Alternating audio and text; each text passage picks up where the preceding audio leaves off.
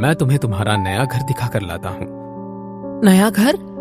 शनाया ने चौंकते हुए कहा। हाँ।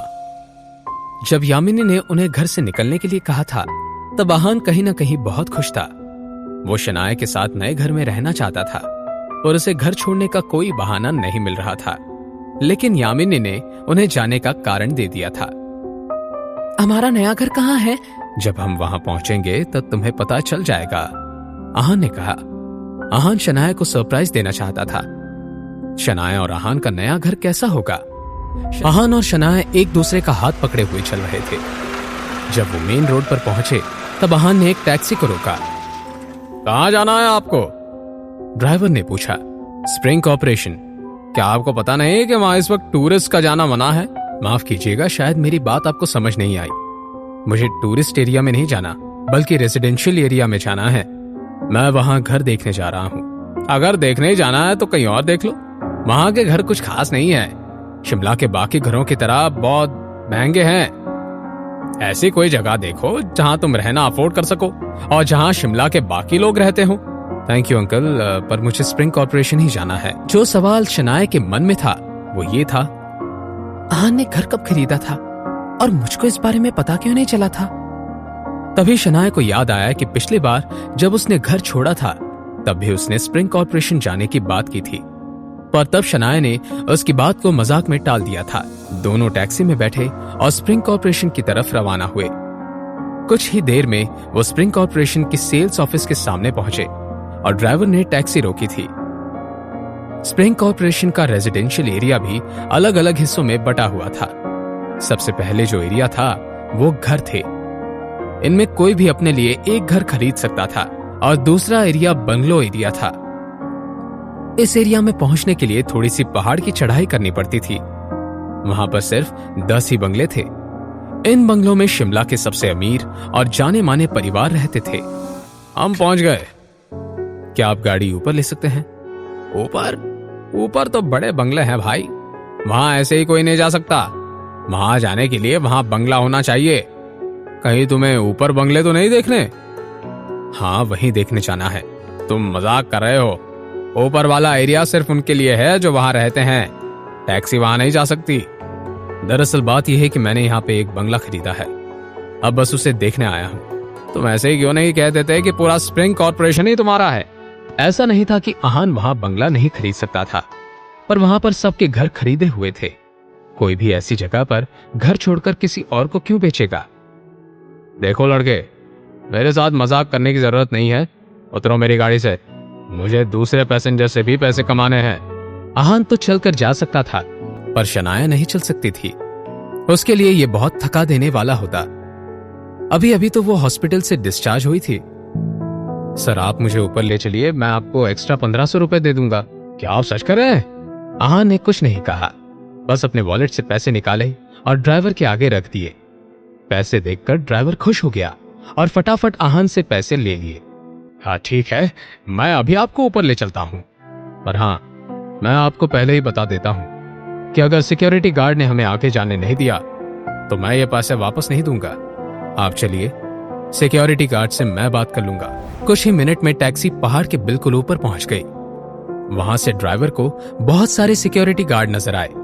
उसने डरते हुए गाड़ी रोकी और आहान से कहा, अब आप यहाँ उतर सकते हैं, गाड़ी इससे आगे नहीं जाएगी। हम बस पहुंच ही गए हैं, आप चलते रहिए। लड़के, मैंने तुमसे कहा ना कि प्राइवेट एरिया है वो, हमें वहां नहीं जाने दिया जाएगा। वहां बहुत बड़ी बड़ी फैमिलीज रहती हैं। आप ऐसा कीजिए, आप चलते रहिए। अगर सिक्योरिटी गार्ड ने रोका तो मैं आपको 1500 रुपए और दूंगा। ड्राइवर और आगे चलने के लिए मान गया। ठीक है, चलते हैं। वो थोड़ा आगे बढ़े और फिर से ड्राइवर ने ब्रेक मार लिए। इस बार उनके आगे कुछ सिक्योरिटी गार्ड थे। उनके चेहरे पर अजीब सा एक्सप्रेशन था। स्प्रिंग कॉर्पोरेशन में आज तक कोई टैक्सी लेकर नहीं आया था। उन गार्ड्स ने गाड़ी का शीशा नीचे करने का इशारा किया और जैसे ही ड्राइवर ने शीशा नीचा किया, उन्होंने बोला, तुम्हें यहां टैक्सी लाने के लिए किसने बोला? जैसे ही ड्राइवर ने कुछ बोलना चाहा, आहान ने पीछे से कहा, मैं हूं। उन सिक्योरिटी गार्ड का लीडर। उसने पीछे देखा और उसे देखकर हैरान हो गया। ये यंग मास्टर थे। क्या मैं अंदर जा सकता हूं? जी यंग मास्टर, प्लीज अंदर आइए। सिक्योरिटी गार्ड ने कहा। यंग मास्टर, ये सुनकर ड्राइवर के माथे पर पसीना आने लग गया। क्या आपका सच में यहाँ बंगला है? मैं आपको ये बात बहुत बार बता चुका हूँ। अगर आपका सच में यहाँ घर है तो आपने टैक्सी क्यों ली? आप ड्राइवर भी तो रख सकते थे ताकि आप कमा सके। आहान ने हंसते हुए कहा। कुछ मिनट बाद गाड़ी बहुत आलीशान बंगले के आगे आकर रुकी। शनाया जब गाड़ी से उतर के बंगले की तरफ गई तब वो कुछ और देर वहीं खड़ी रही। बंगला बहुत बड़ा और सुंदर था। आहान, क्या ये घर सच में हमारा है?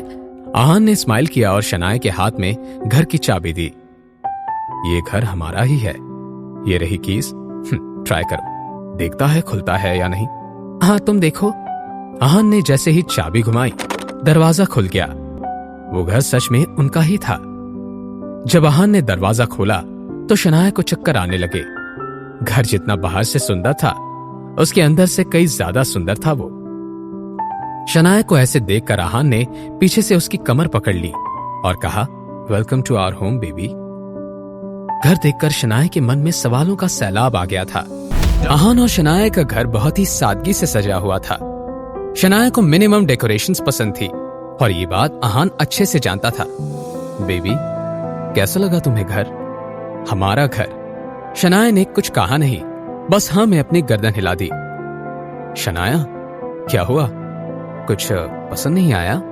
आहान, ये बहुत सुंदर है। क्या ये सच में हमारा है? हाँ, ये सच में हमारा है। चलो अंदर चलते हैं। दोनों कुछ कदम चलते ही घर के लिविंग रूम में पहुंचे। लिविंग रूम में ज्यादा तड़क भड़क नहीं थी, उसे बहुत सिंपल तरीके से सजाया हुआ था। लिविंग रूम की दीवार पर एक बड़ी सी शादी की तस्वीर थी। उस तस्वीर में जो दुल्हन थी वो बहुत ज्यादा खूबसूरत थी।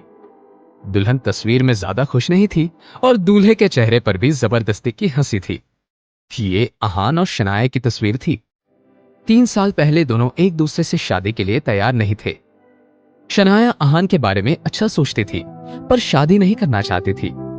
जब शनाया ने वो तस्वीर देखी तो उसे बहुत बुरा लगा और उसके मन में उलझन पैदा हुई।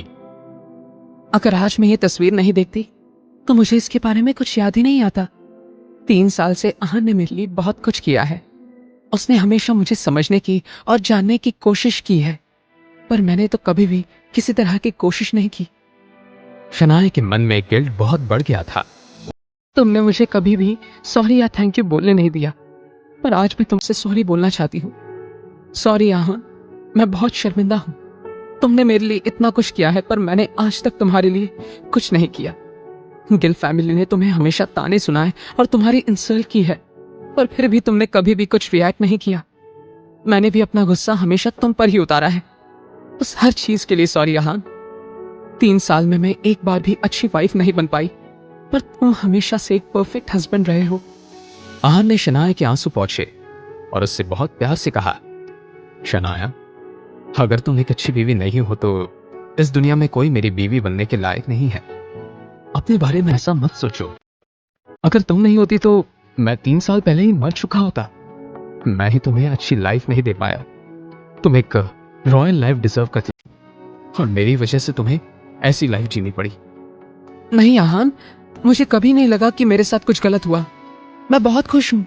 इस वक्त आहान मुस्कुराते हुए वहीं खड़ा था। क्या देख रहे हो तुम? शनाया ने शर्माते हुए पूछा। देख रहा हूं कि मेरी वाइफ कितनी अच्छी है। अच्छा, शनाया ने कहा और फिर मन में सोचने लगी। तुम्हें अब याद आया कि तुम्हारी वाइफ इतनी अच्छी है? तुम मुझे ऐसे नहीं देख सकते।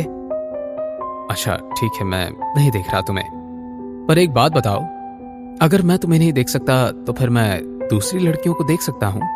अगर तुमने किसी और लड़की को देखा या देखने के बारे में भी सोचा तो मैं तुम्हारी जान ले लूंगी। तुम कह रही हो तो तुम्हें ना देखूं, किसी और लड़की को भी नहीं देख सकता? कहीं तुम ये तो नहीं चाहती कि मैं लड़कों को देखूं? शनाया समझ चुकी थी कि इस वक्त आहान उसकी टांग खींच रहा था। उसने भी आहान को ऐसे ही जवाब देने की सोची। ठीक है, तुम लड़कों को देख सकते हो, मुझे फर्क नहीं पड़ता। इतना बोलते ही शनाया खिलखिलाकर हंसने लगी। पर मुझे पड़ता है। अभी मुझे हमारा घर दिखाओ ना। जब शनाया ने यह बात कही उसकी आंखों में चमक थी। चलो। आहान ने शनाया को पूरा घर दिखाया। लास्ट में वो उसे उनके बेडरूम में लेकर गया शनाया, ये हमारा बेडरूम, ये बेडरूम में मैंने इसे तुम्हारे हिसाब से डेकोरेट करने की कोशिश की है, पर अगर तुम्हें कुछ चेंज करवाना है तो तुम करवा सकती हो। No Ahaan, I love it, ये बहुत सुंदर है। आओ, मैं तुम्हें बेडरूम से व्यू दिखाता हूँ। इतना कहते हुए आहान ने रूम की सबसे बड़ी सी खिड़की से पर्दा हटा दिया। पर्दे हटते ही सामने बहुत खूबसूरत पहाड़ था। ओह माय गॉड, आहान ये कितना सुंदर है। उधर आहान के मन में थोड़ी उलझन आ गई थी। 3 साल पहले जब मैंने रायजादा परिवार छोड़ा था, तब मुझे किसी चीज का डर नहीं था, मेरी कोई कमजोरी नहीं थी। पर फिर मुझे शिमला में शनाया मिली और मुझे भी पता नहीं चला कि कब मैं उसके लिए इतना ज्यादा फील करने लगा। आज शनाया को इस तरह देखकर मुझे एहसास हो रहा है कि वो मेरे लिए कितना मीन करती है। अब आहान किसी भी कीमत पर शनाया को प्रोटेक्ट करना चाहता था। आहान जानता था कि कुछ ऐसा था जिसकी वजह से रायजादा फैमिली ने उसके साथ ये सुलूक किया था, पर वो एग्जैक्टली क्या था आहान को अभी तक पता नहीं था। आहान, आहान, शनाया ने 2-3 बार पूछा। आहान इस सोच में इतना खोया हुआ था कि उसे पता ही नहीं चला कि शनाया उसे बुला रही थी। आहान, तुम क्या सोच रहे हो? हाँ, कुछ नहीं। सब ठीक है ना? पहले कभी तुम्हें ऐसे नहीं देखा। हाँ, मैं बस सोच रहा था कि हमारे बच्चे कब होंगे। आहान ने मूड को लाइट करने के लिए कहा। हाँ, तुम क्या बोल रहे हो आहान? मैं बच्चे पैदा नहीं करना चाहती। कोई बात नहीं, हम अडॉप्ट कर लेंगे। इतना कहकर आहान हंसने लगा। आहान अब सोचने लगा था कि आदित्य रायजादा उसे और शनाया को साथ रहने देगा। सब जानते थे कि शनाया आहान की कमजोरी है। आहान, ये घर कितने का है? 10 करोड़ का। आहान ने सच बताने का फैसला किया। कार्तिक कोहली की वजह से यह बंगला मुझे 10 करोड़ में मिला है। कार्तिक कोहली। शनाया ने कार्तिक कोहली का नाम सुना था। कार्तिक और आहान एक दूसरे को जानते हैं। इसका मतलब आहान रायजादा ग्रुप ऑफ इंडस्ट्रीज से नाता रखता है। शनाया ने चीजें जोड़ना शुरू किया तो उसकी आंखें खुली की खुली रह गई। अब क्या होगा जब शनाया को आहान की असलियत के बारे में पता चलेगा? जानने के लिए देखिए अगला एपिसोड सिर्फ पॉकेट एफएम के YouTube चैनल पर, और सीक्रेट अमीरजादा के सारे एपिसोड्स को सुनने के लिए डिस्क्रिप्शन में दी हुई लिंक से डाउनलोड कीजिए पॉकेट एफएम ऐप।